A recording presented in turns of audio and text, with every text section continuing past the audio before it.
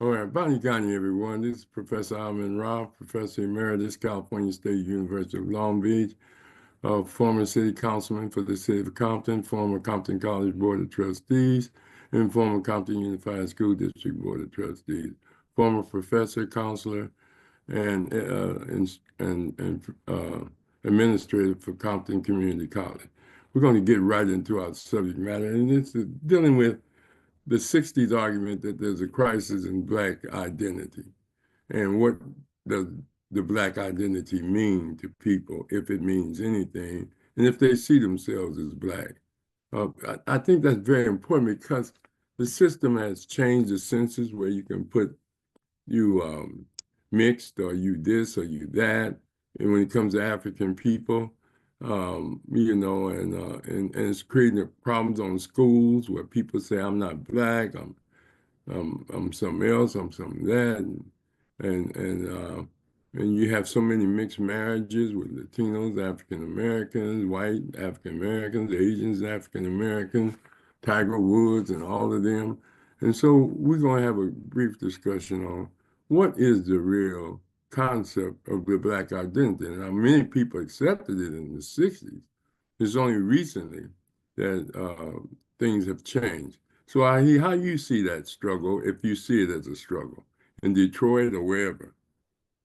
Well, this goes back. I mean, you're talking about we can go back to the Talented Tenth with W.E.B. Du Bois and Booker T. Washington, where Du Bois was saying, we want the intellects, and Yeah, Booker T was 10%.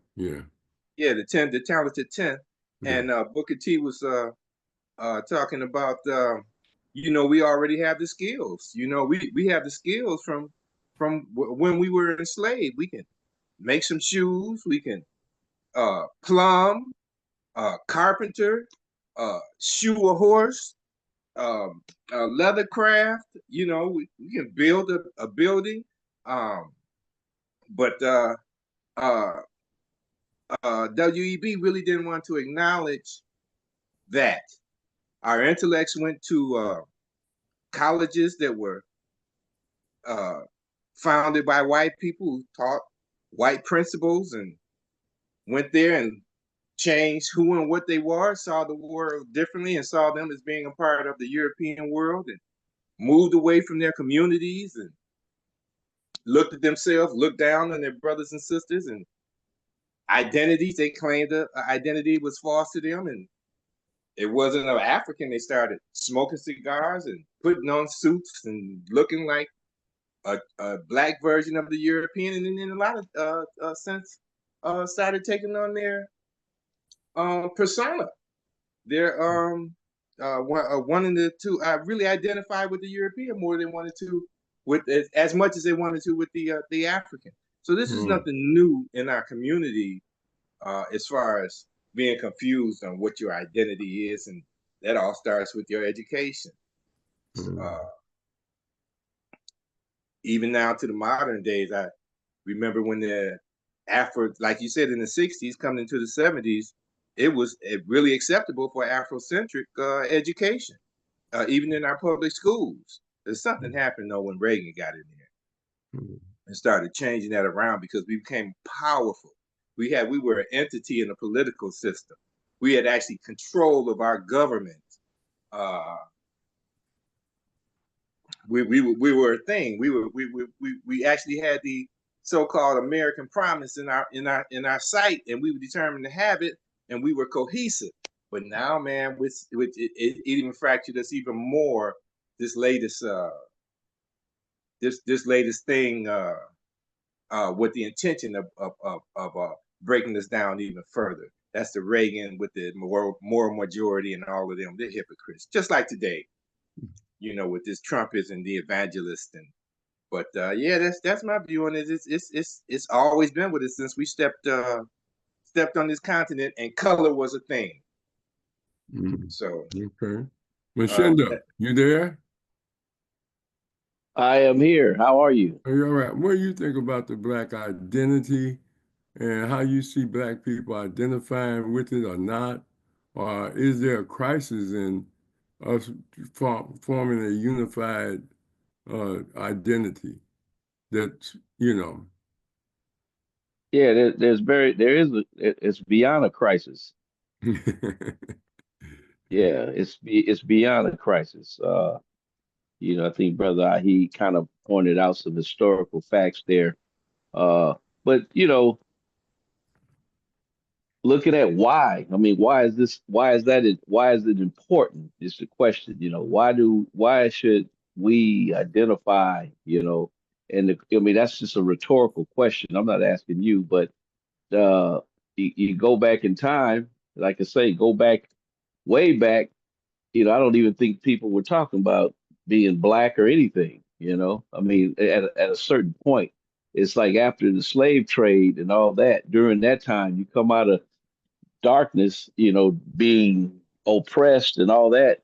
So now, the turn of the 20th century, is it was that? Yeah, and coming into that and trying to, you get freed and you try to establish your position. It just wherever you're at, wherever in the world. But blacks had a lot of unity, and a lot of, back you was talking about, the ones, the leaders that were leading, that were trying to, we talked about the color conventions on the podcast before and the different things like that. So there's a pursuit to try to keep the black people unity, keep them unified, and to establish themselves, in the United States. I mean, with Garvey, hey, let's get out of, talking about let's a mass exodus back to Africa, and that type of thing. Hey, let's get out of here, And then the ones that left, and whoever's left behind, we're still living here. So because of racism, institutional racism, blatant racism, and so forth, we have to recognize who we are because we're under attack based on our identity. Black, if you black, you're gonna get profiled by the police and those types of things and so forth. Uh, so I think now the importance of it. I asked that question rhetorically, like, why are we even concerned about that? Because uh, you look at, remember we talked about Black Wall Street and Allisworth and Rosewood and different places where we know black people are strong and surviving and things like that. Uh, but then you got people like, Mark Richardson and Byron Donald and Tim Scott and all those kind of guys. So there's always been, we talked about COINTELPRO. There's always been an active uh, process to try to divide and conquer and keep us back and that type of thing. So they've been doing a good job. They've been doing a good job on us as a race, diminishing our potential, diminishing our unity. I mean, people like you or me or the ones that's on this call, this is what we've been trying to fight for a long time, through our different ways of trying to educate folks and show them the importance. I was talking about this today with students about this very topic, so to speak. In a lot of ways, I was using movies and Kwanzaa and different things as an example of these are examples of you know where we're trying to maintain identity, maintain unity in the family, things like that. So I think that the major problem is that they're doing a good job. There are laws in place right now that we can't. If you're going to go to the university or the public school and it's funded by government money, that there's a chance that the school districts can lose money, the universities can lose money, and not have the resources to do whatever they need to do based on you're teaching woke, information as they call it, and that kind of thing. And so, I mean, so that's just a continuation of COINTELPRO and everything else. So that's the reason why that as time goes on, the subliminal seduction, the infiltration the groups, the back in the day, the Black Panthers, the us, and different groups that were powerful. The FBI, their goal was to eradicate that, to infiltrate that. So I mean, it's just an ongoing battle, a war that's going on. So the fallout is that here it is in 2024. The elders that taught me, a lot of them are getting older and past and transitioning on, and so it's like my generation is still standing. The people on this call who's part of the generation that are still trying to uh resurrect these minds and things like that. But we are in competition with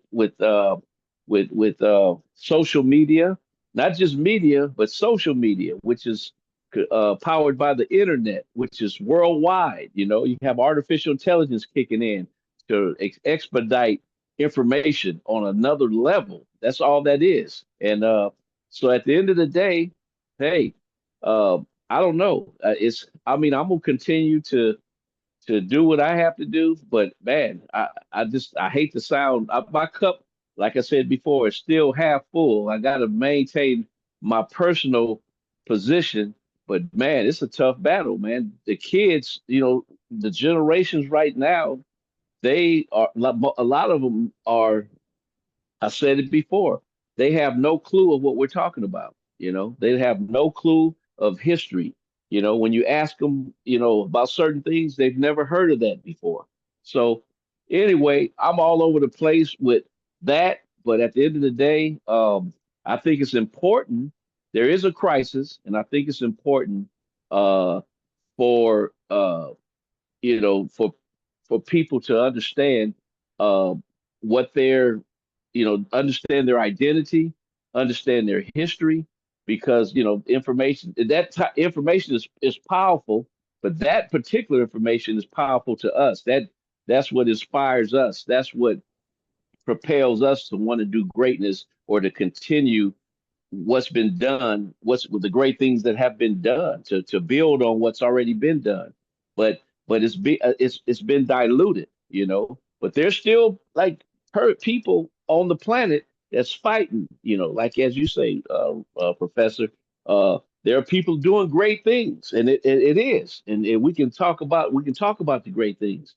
But overall, if you look at the income, the income disparities as it relates to black people and the rest of the nation, we're at the bottom.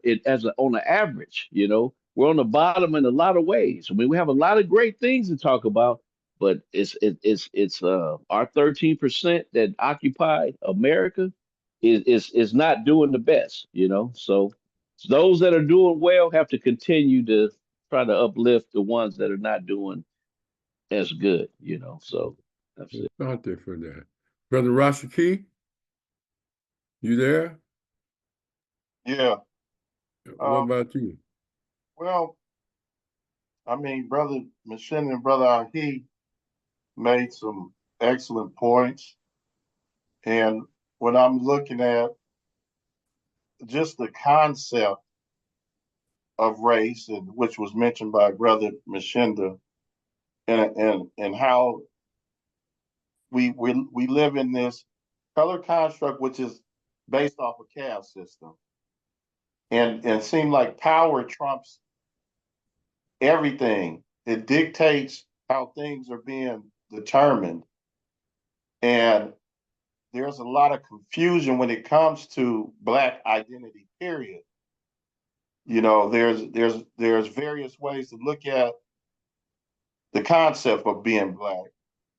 And once when you have a strong cultural base, which was stimulated by the 60s movement, and people start identifying as Black and getting empowerment, and then you have infiltration, like with COINTELPRO, to start going into different organizations and basically destroying them. So there's a lot that can be said when it comes to this Black identity crisis, which is heavily influenced by the power structure. So there's a lot that can be said. Brother Mshinda said a lot, and he was making some great points. Brother, he said a few things, but it becomes, I think, a factor of the power structure and how it dictates and influences people mentally, and it's a challenging thing to identify as Black when you're being derailed, seduced by monetary means. I used an example earlier when we was talking before you came on, Professor Rahh. I used the how how Black culture get diminished by things like the Negro Baseball League. You have the Negro Baseball League, which was better than the white national leagues, Major League Baseball, but the white men come in and take some of the best players, and it destroyed the Negro Baseball League as far as its being authentic and great like it was. So the power structure always play a role in destroying concepts of strong Black identity. But I'll let you speak on it, Professor Rahh. Yeah, they do that. They made Thurgood Marshall a Supreme Court justice after the Brown versus Kansas City. Our best attorneys, Johnny Cochran became a district attorney, assistant district attorney. And they do that. And they even go into our schools and take the best minds and give them scholarships and to predominantly white schools and Oxford, Rhodes Scholar, even though Cecil Rhodes killed many of Africans, and you don't see the Native American accepting the American Cavalry Scholarship, and you don't see Jewish kids accepting the Hitler Scholarship. But like you said, the education of our young people got to come from the home, from the basis, because when you go to school, you just go to learn things that matriculate in the system to gain resources and assets to educate your family, educate yourself, and empower our people. You know where you are and who you are, and what's confusing is many young people, as Mshinda and Rahh has said, and you too, Rashiki, that many people don't even identify with racism. They think they didn't get the job because somebody else was better. They don't see discrimination as blatant as we saw it when they had signs saying you can't drink here, you can't sit here, you can't do this. But they do it with code words and code things on the applications and things of this nature. But let me get back to the identity. Yes, there's been a historical conflict with regards to us finding a unifying identity that would encompass the white man. He sees us all as one, even though they claim to be biracial. They can call themselves biracial all they want. As far as he's concerned, you're not white Anglo-Saxon. You're a danger to their race, and so you think calling yourself biracial, you're going to get. Well, they're going to always choose a lighter person or to work in the bank and to be the front of the secretary and promote them more because they feel that they got their blood in them. But let me just get back to this.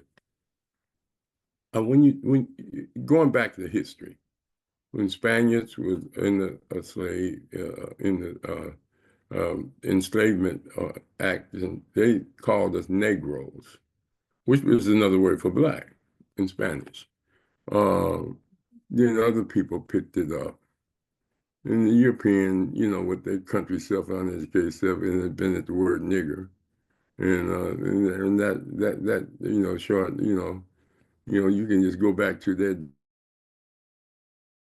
Richard become wretched, and that's the way they talk. But anyway, they were ignorant. Most people didn't even go to school.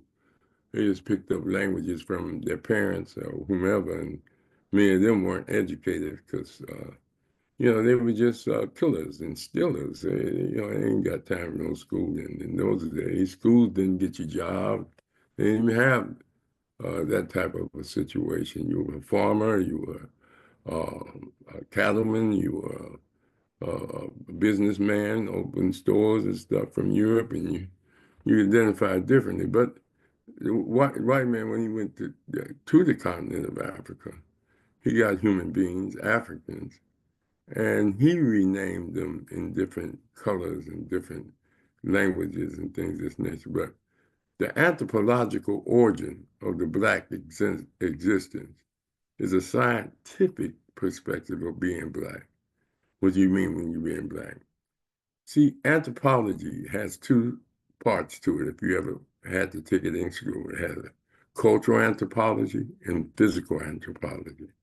The physical anthropology deals with paleontologists, anthropologists, and those that research history through excavating bones and skeletons and things of this nature. When you go to the Brer tar pits, they dig deep into the ground and find dinosaurs, bones, and things. And they can tell you the whole nature of that dinosaur. This one was a vegetarian, this one was a carnivore, this one was this, and this one did this one swam, this one didn't do this, based upon the genetic aspect of going through the DNA as well as looking for certain chemicals in the animal. And that's the same way they do with humans. They can tell the color of the human by the melanin in the bones and the melanin and the texture of hair, if they find any, and the physiological aspect of putting them back together with the broad nose, bushy hair. And so, from an anthropological standpoint, our geographical origin as African people or black people, which are interchangeable, there's no such thing as a black African because there ain't no other kind. Everyone else comes in later. Now, by nationality, they can claim themselves African by living on the continent of Africa, and they can, like the South Africans call themselves Africanos, or some other white people may say, I'm an African because I lived here all my life. Like black people say they're American by nationality, but that's nationality identity has nothing to do with your physiological identity. People become nationalized by coming to America, taking some fake oath, and going through an immigration process. And that's how they become Americans, swearing that they're going to love the country and all that type of stuff. And many of them came voluntarily, whereas the Africans did not come voluntarily. That's very important to remember that. We were kidnapped. We were the biggest sex trafficking and human trafficking aspect in the world, and still is the number one. The Native American got killed on his land. We got killed on American land and in the oceans and the things of this nature. But getting back to the anthropological origin. The anthropological origin meant that many paleontologists, anthropologists, and other people seeking truth dug up in the continent of Africa and found humans. And they found out that the earliest human beings were Africans, not only through the bones, but through the DNA. As DNA became more prominent, they traced black people to the continent of Africa. And that's very important from a scientific standpoint of our physiological makeup, from our standpoint of our structure of our bodies and the structure of the women's bodies and the texture of our hair and if they find it, and the broadness of our nose and the thickness of our lips that they can put back together, and they can tell you who was here first, or who was the first, who was on the continent of Africa. The further they dig, the more they find that Africans was here. They find artifacts, not just bones. They find artifacts that represent a culture, a history, and they find out that from a scientific standpoint, because physical anthropology is a science. Cultural anthropology is also connected, but it's like part one, part two. You take physical first and you take cultural later, because as people got more progressive, they moved from food gatherers to food producers. And once you get to be secure you can think and you can dream and you can come up with social organizations and begin to move from instinct to rationale, living from instinct to rationale. And you begin to think, you begin to wonder, and your mind takes you out to places along with probably the various foods you ate that stimulated thoughts and things of that nature. But from an anthropological, scientific standpoint, our geographical origin of black people is the continent of Africa. Now, we had different textures all over the continent, and we had of colors and things of this nature and hairstyles. Some had long hair, some had bushy hair, all of that. But the point is that that is from a scientific standpoint that the native land or the original land of the African was the continent of Africa, or Kibalan, as they called it back in those days. And that's been substantiated by many scientists and anthropologists. They come up and say this was the oldest person, this was this, and this was that. European was staying in the cave. That's where he came up with Magna Man, Java Man, and all them type of man, Harry Man, and all of that. But okay, from the anthropological, the geographical origin, there's no challenge to that from a scientific standpoint. You can't say Africans was born in Europe, or Africans was born in Asia, or Africans were born in Mexico, or Africa was born in Canada. They were born, they were original from the continent of Africa. The second science is the physical science. That's into biology as well as physiology from the standpoint. So the physiological aspect of our origin tells about our bushy hair, thickness, broad nose, and our how we developed on the continent of Africa, eating nuts, gathering green things and fruits and things of this nature. Many of the Africans were vegetarians and things of this nature. Some ate meat and things of this nature, of course, but most of them were food gatherers, and that's why they got along with the animals. You never hear of it. To go to Africa and see fences around their cities to keep animals out. They had relationships and things of this nature, and they had relationships with each other as they moved from that aspect of animalism and savagery to humanism, thanks to the woman in the matriarchal system, as Jabal always point out. So the matriarchal system, but at the same time, that whole physiological aspect of black people is not only traced through the physical bones that they find, but also through the DNA. So that's very important. So that's a physical science that say what black people should look like and how they identify with the melanin and things of this nature. Then you go into the philosophical aspect of the black identity. And that's when people began to develop a science of building civilization. The woman started the first social organization called the family. And that's why she nurtured men and women. And they developed the system of matriarchal at first, but then they transitioned to a patriarchal system as the men were became hunters, and their lifespan was very short because going out there hunting and going out there in wilderness, you can get stuck by a poison plant or plant to poison you, disease, all kind of stuff happens. And that's why you have that. But from a philosophical standpoint, when people are progressing, let's put it like this: you got money, you feel secure, you can think about, well, let's go to Vegas, let's go to Hawaii, let's go to Dubai. That's what you think about when you're prospering, and that's what Africans did. As a woman developed that the architect of building the first overground house called the thatch hut, using animal dung and twigs and branches that they got from trees. And that led to what you call architecture, mastering fire, turning fire into utilization with the first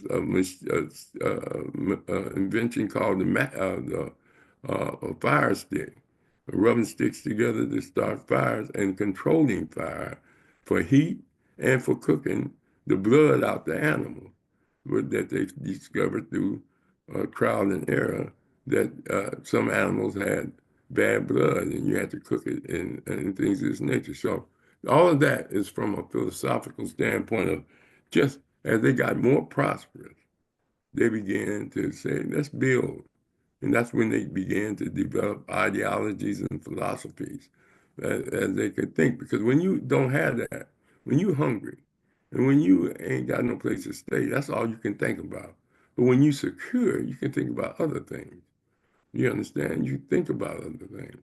So people have began to develop philosophies and begin to question where the world came from and how the world came to being. And you had the Dogon stars, you had other forms of information that came much later because the first gods were human gods and were animalism. Every god was in everything. Then it became a situation of lunar gods, solar gods. That's where the term Alman Ra came from, solar god. And so it's a thing of studying the history of philosophy, which led to cultural development. The foundation of culture is very unique because anything can be true if you get people to believe it. It may not be true, but be true to them. That's with religion, and that's with any other philosophy. The foundation of understanding anything is knowledge. And the foundation of knowledge is truth. The way you see it then, and it may change later because it's evolutionary. The truth has always been evolutionary. It changes because the earth changed, technology changes, and things of this nature. What we used to do, walk, and now we ride. You understand? And some people forget that we used to walk. You understand? And the same thing with languages. Listening to animals, listening to uh, uh, um, the sounds of nature help you develop sounds in which you communicate it. And so all of that came with the development of the various great civilizations of Egypt, Ethiopia, and southern parts of Africa. In the book Destruction of Black Civilization by Chancellor Williams, he talked about how many of the people that built the pyramids in Egypt got it from southern parts of Africa where they had smaller pyramids and things of that nature. And the whole concept of burying people in tombs and things of that nature with their wives, with their family, and with their possessions was something. Moving from just burning people or just letting them rot and things of this nature. Uh, you begin to develop the concept of burying. And if you ever study the history of burials, then you'll understand who was the first that began to see life after death and treated it that way from an Afrocentric perspective. So you have the anthropological origin, you have the physiological, and you have the philosophical, where social organizations and social perspective become. All of them pertaining to the Black identity, because before there was an African identity, there was a Black identity. In other words, when you're born and you come out in color, they say, yeah, he's a Black baby. Then they give you a name. You can't call Africa of Black people who came out in color Africans until they got social organization and developed ethnic groups and racial groups. Most people are named after the ethnic groups that they became parts of, on the continent of Africa. Just like the Native American, they did the same thing. They named their kids Little River or Little Bear or, Little Eagle or some Little Hawk. You understand? They developed totems to represent what is called the symbol of strength or the identity of a community. A totem is like you see totem poles for the Native American, where Africans had totems too. They didn't make it a pole. They would just, if they saw eagles, they would identify with it. If they saw the lion, they identified with the lion's strength. If they saw elephants, they identified with the elephant strength, and they would develop culture and names to represent those things. And this is like one brother used to say when European first came and saw the kangaroo, and he asked the brother, "What's the name?" The brother said, "Kangaroo," in his language. And then the man said, "Okay, kangaroo," and they began to call it. But what the guy said was, "I don't." That's what meant in his language. Kangaroo meant, "I don't know." You understand? But these are things that nature teach you. So we move from that aspect to the social conflict of identity crisis here. Many people in organizations have thought about it. It wasn't until the 80s that Jesse Jackson and them and the middle class started arguing that we African American. Before that, they were arguing that Martin Luther King and we were Negroes, except for in certain parts of his speech, he did say we were black people, mighty people, and one day the world is going to say that we injected a morality into society that changed it. He said that I think in his first Montgomery speech when he took over the movement for the bus boycott. And the same thing with the Nation of Islam, who uh, say that they met with God, Elijah Muhammad. The Master Farah was a white man. They said that the reason he came is white man, God came as white man. We wouldn't believe he was God if he identified as black. And that's how they formed the Nation of Islam from Master Farah Muhammad, which is their business. You understand? That's their religion. People create religions. You can say, I don't believe in Christianity, but you can't say there ain't no Christians around because they live and die a Christian life. If Jesus didn't die on the cross, you wouldn't believe that he ever existed. He died. He could have said, God ain't my daddy. I was just tripping, let me off this cross. But he didn't say that. He said, hey, I'm going down with this. And that's why they began to build the Christian movement 30 years after he had died. But the point is, people don't do research. People don't do research how Islam, how Judaism came about, and how they stole from other philosophies and value systems and wrote books that they call Bibles and holy their word. These were other people's words way before they even thought of it. But they used it not to save souls, but to take souls, enslave souls, and make money. But you can't tell a Christian that. You can't tell a Muslim that. And you can't tell a Jewish person that. You can't say anybody locked in a religion, maybe Christian Science, Scientology, whatever. They ain't going to believe nothing you say because their tenets is don't believe nobody else. If you believe somebody else, you can't be around them. They're all secret societies. See, like I tell you all the time, the cult is what you believe in. A cult is who you want to believe in. So Jesus is who they believe in. That's the cult, and the a cult is the Christians, and there's millions of them. The Pope built a whole empire behind saying that there's life after death and follow me and follow these rituals that we created. Be virgins, be nuns, be this. And then you find out they got babies, they homosexuals, and, but they corrupted it. Now, were there real Christians who practiced the Ten Commandments? At one time, yeah. And, they were forced to because there was punishment if you didn't. If you join, it's just like if you join a fraternity, they punish you if they catch you messing up. It ain't no death, but they'll spank you or you be suspended or something. They do all kinds of stuff. I remember when I was in college, they used to brand their names on their symbols on the people's shoulders, branding. I said, wow, and they do it. But that's it. But anyway, getting back to the black identity. So we come here, many of us, they mixed us up, and they put all different ethnic groups from the continent in the Holocaust of enslavement for strategic reasons. They didn't want them to have the same language.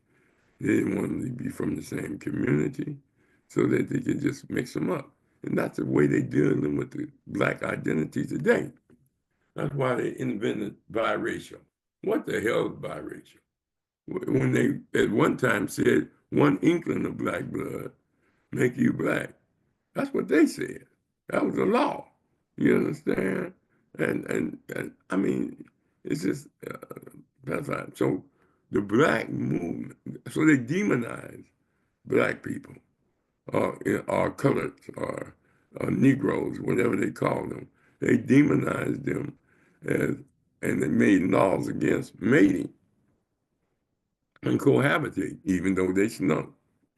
The man snuck to get the woman, and the woman snuck to get the big brother. You understand? She took care of him, and and he took care of her. You understand? They wouldn't get sold, or they wouldn't get beat, or they were allowed to come in the house and work in the house, act like they working, and then they were just sex concubines. Well, everybody know those histories. And them that he didn't like or didn't, he just raped men, women, and children.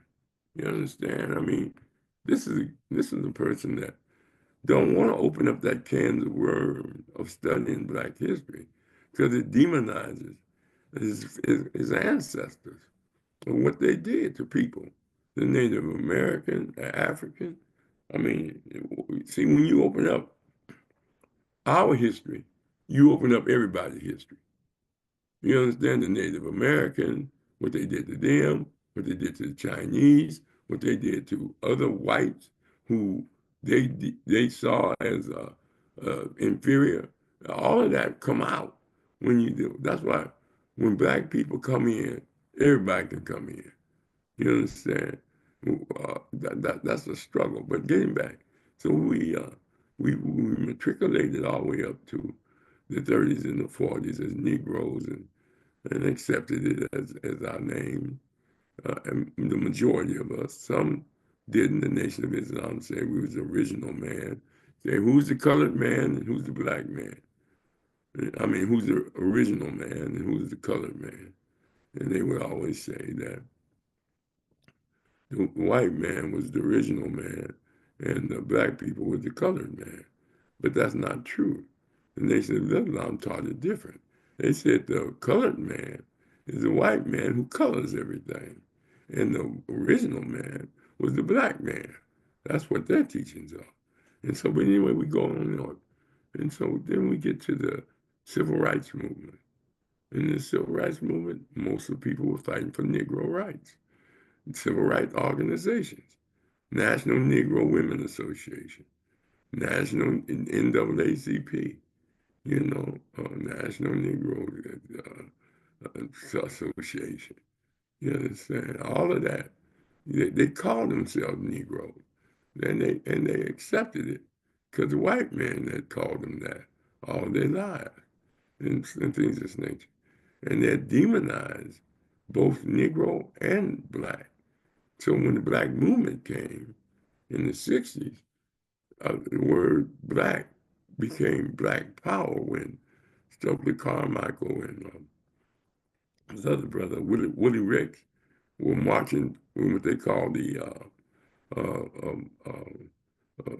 March Against Fear, when James Meredith was walking by himself to go to integrate Alabama. He got shot.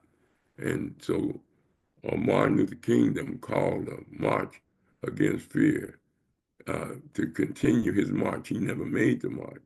And that's when Stokely and Willie Ricks, and they were singing Old Negro Spiritual, came out with the term Black Power. Black Power. And that's how Black Power became popularized. With, at that time, Stokely Carmichael was now Kwame Ture. The spirit be with us forever. And Willie Ricks, he got another name, I can't remember it. But he's a good brother, good brother. And they're the one that popularized the term Black Power, even though it was used inadvertently back in the 1800s, 1700s. But the popularization of it and to change it from a negative connotation to a positive connotation. And that's when the cultural movement came, saying, I'm Black and I'm proud. You understand? No Black Chocolate Girl, all kinds of songs about Blackness came out. Popular groups, Message to the Black Man, The Temptations, all of those things came out. And we were wearing dashikis, natural haircuts. Black people were proud of being who they were. And that started the Black movement. And then organizations began to name themselves Black Panthers, us organization. And just a number of groups, the Black Liberation Army, Black this, Black that, uh, Community Alert Patrol. See, all this stuff about guardian angels, we were starting that way before them. See, white folks, the first police department were volunteers. They would call watchmen, night watchers, day watchers. It was called Minutemen, all that type of stuff. They didn't start paying police till later. And the whole purpose of the police was to suppress Black uprisings and Native American uprisings. That's why they came into being.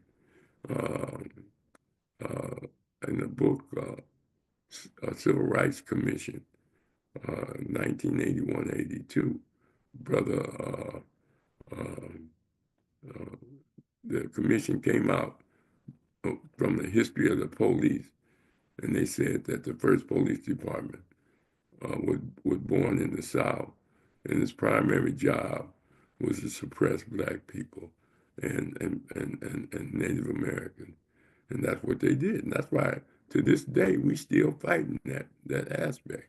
But getting back to the anthropological and the physiological identity, the movement was going strong until COINTELPRO, as many of you have mentioned, came into being.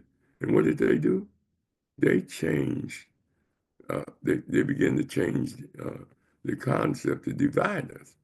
Where, like terms like you are biracial, or you don't have to put down you Black, you can say other if you don't want to put biracial on the census. But before then, they used to put Black. But then they began to inject that. Second, Black people begin to buy into it. You understand? Many of them would say, I'm biracial, because they have mixed parents, because they're not lynching like they used to. And they gave favor to many of them. That's what Du Bois and Marcus Garvey argued about. But Garvey said you couldn't trust light people. Farrakhan said that too, even though he's light. Said he injected our blood in him, so we lean toward him. But the Black identity is something that is associated with our cultural movement. Black books came out, Black psychology, Black family, Black this, Black that. Just go back and you find all kinds of books about Blackness. Black poetry, Black music, Black art. They had a Black arts movement. They had renaissances. And so Black was good.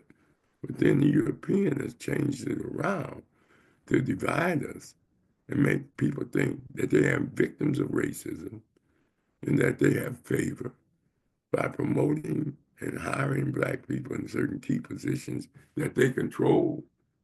Here is Thurgood Marshall, the only Black person on the Supreme Court.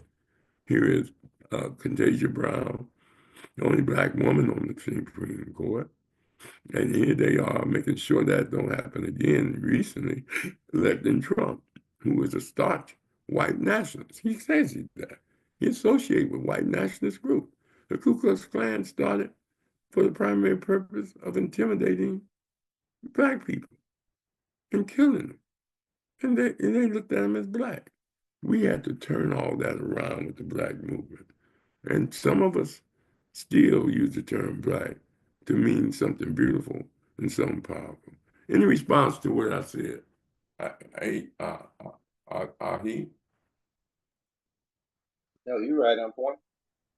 You're right on point, and I'll turn me on to a few things. Um, I'm right with you, Professor. I yield to Mshinda. Okay. What about you, Mshinda? Are you still there? I'm still here, still up, still What do you hanging. think?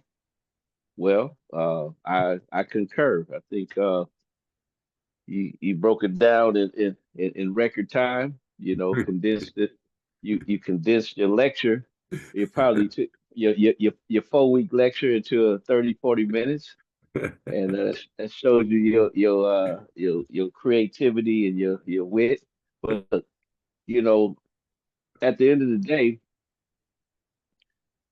back to square one is fast forwarding to 2025. Yes. It's like, so what we gonna do? Like, what's next? And struggle continues. And appreciate you. Like I say, putting it together. You covered a lot of points that's not only food for thought, but just straight up uh, historical references that are important to understand in order to ward off a lot of other, to bring to eliminate ignorance and to empower, oneself, because without this information, without, again, like I said rhetorically, what's the whole point? But if we really know our true history, understand,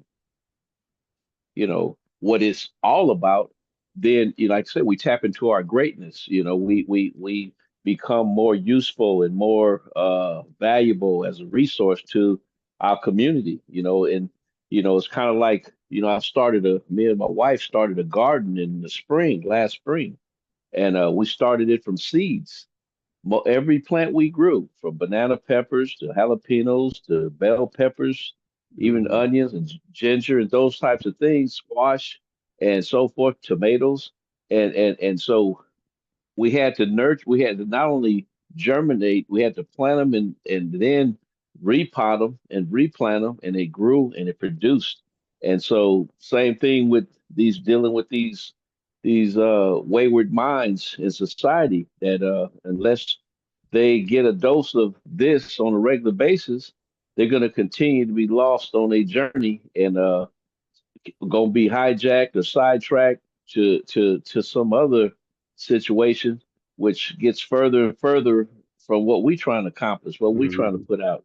So there's a lot, like I say, there's a lot of competition in terms of time, our time and resource that we put out there, to try to you know to bring people into the light.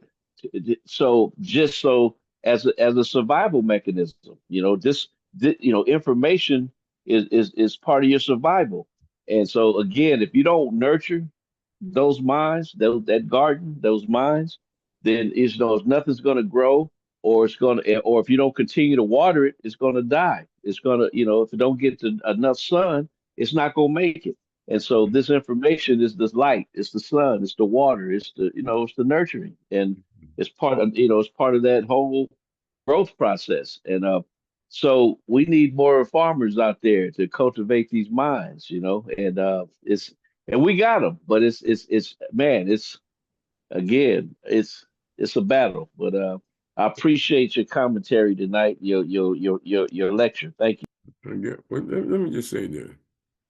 As Dr. Karenga teaches, and we do this in College of Philosophy, you have to choose to be Black and or African when you're in America, because you're so acculturated and you want to be American, you know, and it's a cult.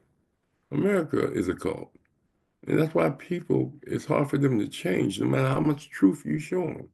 It's like trying to get a Christian to change or a Muslim to change. It's very difficult. because, brainwashing and cultivating people into believing that your truth is more important than their own truth is a powerful thing. As we see in Malan say, one of the biggest examples of power is to get people to accept your version of life, even in opposition to theirs, even if it's in conflict with theirs. But, that happens. And, the struggle, you're not going to get everybody. There's some people don't want to be with you. There's people get married and they, I'm out. You understand? Make all them promises at the thing, kiss, throw rice and shit. And then the next thing you know, they divorce before they get home. After they open up their damn gifts. You understand? And ready to get married again and get some more gifts. So I mean, people go to church and get married, they ain't never been in a church. You understand? I mean, it's just rituals after rituals. And so it reinforced being an American. You have to choose to be conscious, man. What you do is different from any other person, Mshinda, down there, mostly in Louisiana. What he do? What Washiki do? You understand? I mean, y'all think different. You understand? But you can't even tell your kids. You can teach them, be an example, but they still don't want to be American. You understand? They won't go Magic Mountain. No mountain is magic. You understand? Just make your money disappear. Go Disneyland. By the time you get out of Disneyland, you be dizzy. All the money you didn't spend. That's sad. But that's their mentality. Enjoy life the way white folks enjoy it. And it's a challenge. But we're not trying to get them. Some people, you got to just let them be who they want to be and work with those that will accept the knowledge and teach the knowledge to their children and to others. Um, Most of our movement, it was always a minority of people in the struggle. People benefit from it, you understand, but they won't give credit to the struggle. All these people going to these big white hotels don't give credit to the civil rights movement. They think they belong there. They have a right to be there. Like some, man, it's that. But anyway, Mshinda, Rashidi, you have any comment? Pastor Rahh, What? usual, you know, we're getting life lessons under your tutelage, and it becomes a source of value, and what we value is very important, and it shapes our lives. Mhm.